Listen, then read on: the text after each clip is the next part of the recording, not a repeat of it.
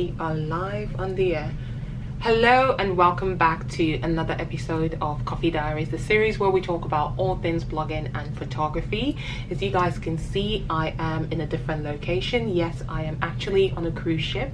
I'm going to share more about this in a vlog in another episode. So if you're not subscribed to my channel, subscribe, because I do upload videos twice a week on Wednesdays and on Sundays. So without further ado, let us go into today's topic, which is how to become a luxury blogger. Driving with you in my car, I can't get us very far, cause all I wanna do is put my arms around you. Cruising with the windows down, all across this beat up town, dreaming about forever. So in the past year, I decided that I was going to focus on luxury when it came to my blog and the sort of content that I put out. And so far, I have learned a lot, and I'm going to be sharing the things that I've learned along the way that's gotten me to this point, because I am a firm believer in success leaves clues. And yes, so you want to be learning from people who have already achieved some of the things that you're looking to achieve. I'm not saying that my way is the right way, but hopefully you get to pick a thing or two from me. Just like anything else that I've said on the Coffee Diaries series, when it comes to you focusing on whatever it is that you want to do, first things first is having a strong brand. Now, when it comes to luxury, that is not very different. So what I've learned is that you have to have a really strong brand that when people look at, they can associate it with luxury. What does that mean? That means creating premium quality content, because when you think of luxury, you don't see it as something cheap. And I think this is what people tend to confuse with luxury. Something might be cheap, but you can give it the illusion of having a much more luxurious feel, as opposed to spending loads of money. Because I've seen people who spend a lot on high-end goods, but when they style it up, it doesn't quite come across as luxurious. That might be their own style, or maybe they're trying to make it toned down so it's a lot more relatable. Whereas I've seen people who don't tend to spend a lot, but they're able to pull looks together, they have a more premium feel to it. So I would say focus on creating content that screams luxury, that screams premium, because that is what luxury brands are attracted to. And I can tell you that that has definitely worked for me. Secondly, I would say to stay true to your luxury brand, you will find that you have to invest in luxury pieces. Ultimately, I'm not saying go out and buy the most expensive handbag that's out there or the most expensive wardrobe that's out there. There are ways to go about this, so it's being very clever. If you feel like a luxury brand should invest in you and pay you to work with you, they also want to see that you invest in yourself. So I would advise, if you cannot afford to buy luxury items, try looking at charity stores. Also try looking at other outlets that sell pre-loved items. Zoops is a good one. Also Farfetch, which I tend to shop from every now and again. They do have a pre-loved section where you can go and buy goods that have been owned by somebody else at a cheaper rate. So that's a good place to start. And the beauty of this is that you do not need to possess so many items, because in this day and age we're talking about sustainability. So you don't want to be having loads and loads of pieces. At this point in time in my career, I can afford this, but I'm not necessarily paying for them. Brands are now gifting them to me, and this has come about because you guys have seen I've done quite a few unboxings on my channel of luxury handbags. So brands will see this, and the moment that they see that you invest in yourself wearing luxury pieces, they will start sending you luxury goods as well, and also paying to work with you because you are true to your luxury brand.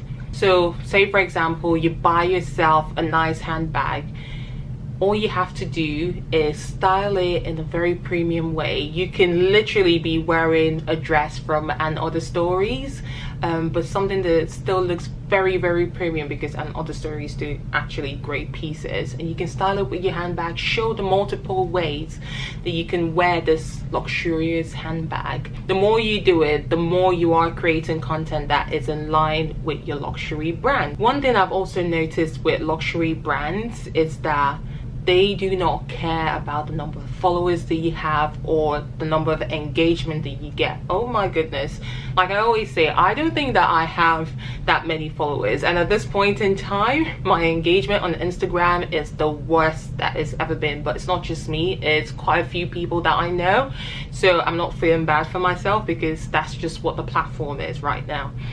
But one thing that I've noticed with luxury brands and the people that they tend to work with is that they don't care if you have loads of followers or very little followers. All they are interested in is that you embody luxury through and through. They want to see that when people look at you, all they think of is luxury. It's almost like they're looking for a certain luxurious je ne sais quoi, and if you possess it, that's all they're interested in. I have met a very luxurious brand before, their PR, that was in the summer, and she said to me, yeah, we don't care if someone has 1 million followers or if someone has 2,000 followers. If we feel like someone with 2,000 followers embodies our brand, we will work with them. And they showed me some of the people that they were working with who had like 5,000 followers.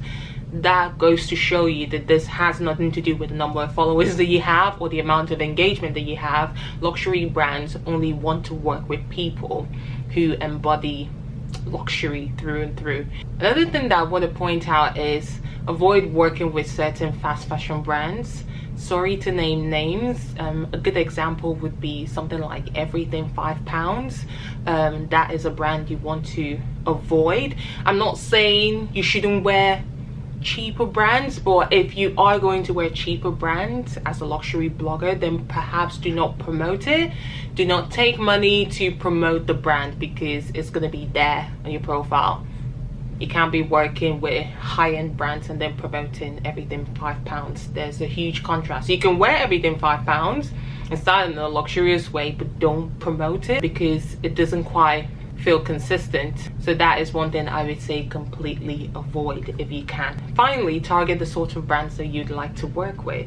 Say for example, I want to work with a brand like Chloe. Of course I want to work with Chloe. I mean, I've bought 3 handbags from them and I've done an unboxing for each one of them on my channel. Check them out if you haven't, and also follow me on Instagram while you're there at Mossonyi, so you guys can see how I style the pieces that I tend to buy and share on here. Okay, back to the video. Say for example I want to work with Chloe. What do? I invest in Chloe pieces and I style them, and I also tag Chloe whenever I share those pieces.